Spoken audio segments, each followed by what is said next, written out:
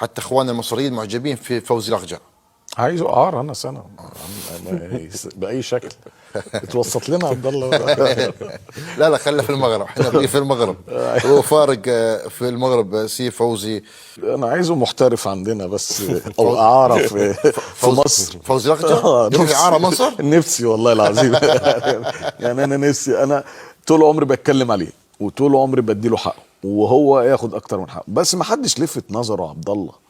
اللي كل مدربين المنتخبات المغربيه مغاربه بالاجهزه بالكامل، ما حدش لفت نظره اداري وفني وطبي كل شيء. ما حدش لفت نظره للي عمله في الناشئين والناس اللي بتروح احتراف وهي صغيره في كل الدول الاوروبيه. ما حدش لفت نظره اللي الكره النسائيه على اعلى مستوى. ما حدش لفت نظره اللي هو جابه في المونديال اكيد ميداليه. نعم انجازات الاولمبياد. طيب ما حدش لفت نظره اللي المغرب رابع عالم بالركراكي. ما حدش لفت نظره اللي عامل منتخب تاني بتاع السكتيوي ووهبه.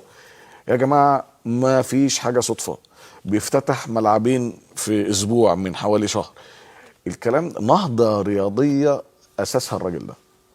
الراجل ده مش بس بنيه تحتيه كبيره، مش بس كده يا عبد الله، ده صاحب قرار في الاتحاد الدولي، صاحب قرار في الاتحاد الافريقي، نفوذ.